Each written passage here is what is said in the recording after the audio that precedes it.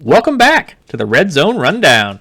Today we're taking a trip down memory lane all the way back to 1999 to take a deep dive on one of the biggest trades in NFL history.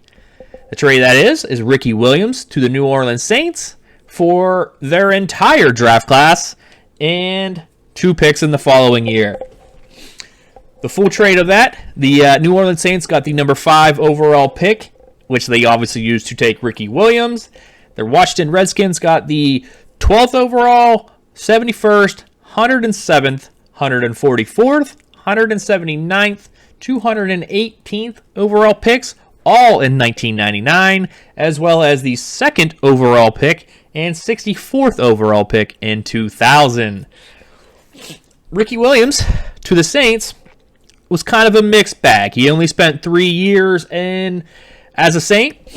His rookie season, he ran for 884 yards and just 2 touchdowns. He did add 28 catches on the air at 472 yards. Did have some fumbling concerns. Did fumble 6 times that year. In 2000, did pick it up slightly. Had his first 1,000-yard season. He ran for exactly 1,000 yards. He had 8 touchdowns and added 44 receptions for 409 yards and 1 touchdown. Again, continued to fumble. He had 6 fumbles in his second season here. In 2001, he had his best year as a Saint, rushing for 1,245 yards, 6 touchdowns, added 60 catches for 511 yards and 1 touchdown in the air. Those receiving yards and receptions would be career highs. Fumble is continued to be an issue as he fumbled 7 times. After this 2001 season with the New Orleans Saints, he was then traded to the Miami Dolphins in exchange for 2 first-round picks and a 4th-round pick. The first-round picks would end up being the 25th overall pick in the 2002 NFL Draft and the 18th overall pick in the 2003 NFL Draft. So the Saints would end up recouping some of their draft capital back from this. They used that 25th overall pick in 2000 to select Charles Grant, who had a nice 8-year career with the Washington Redskins, amassing 47 sacks over his 8 years. They also had got a 4th-round pick in 2002. It was a 125th overall pick, which they used to select K.U. Carver, who played 22 games in 2 seasons for them, not amassing really any stats worth noting.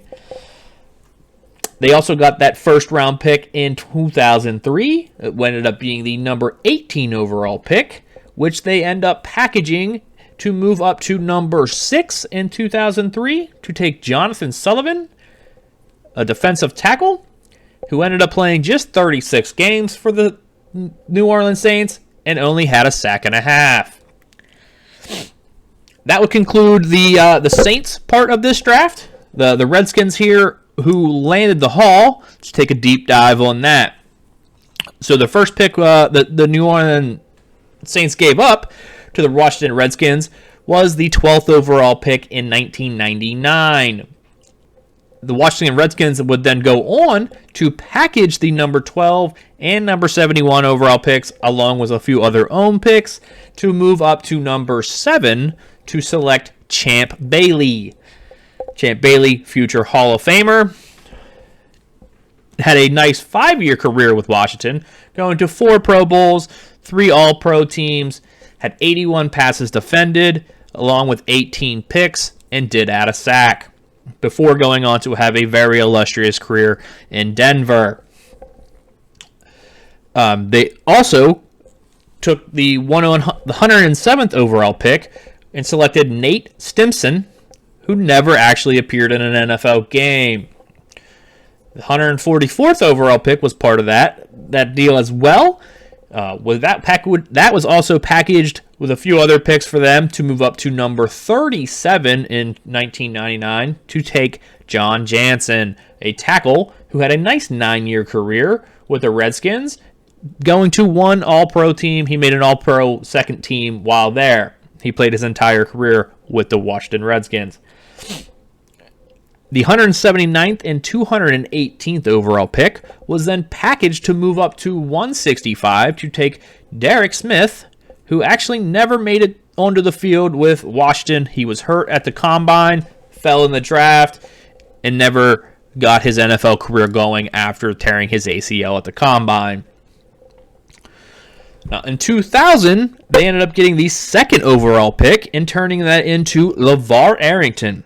LeVar Arrington played 6 seasons for the Washington Redskins, including 79 games, had 3 interceptions, 6 forced fumbles, and 22.5 sacks during his time. He also amassed 401 tackles, 43 tackles for a loss, made 3 Pro Bowls and 2 second-team All-Pros before moving on to the Giants, and unfortunately injuries derailed the rest of his career.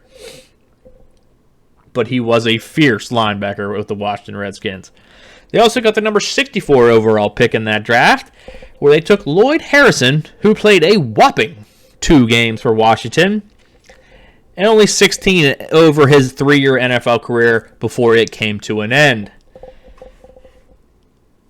Now, as you can see, this was a lot of moving parts with this. There are a lot of packaging here and trading there. But let's see, who do you think won this trade overall? Let us know in the comments. Thank you. Like and subscribe.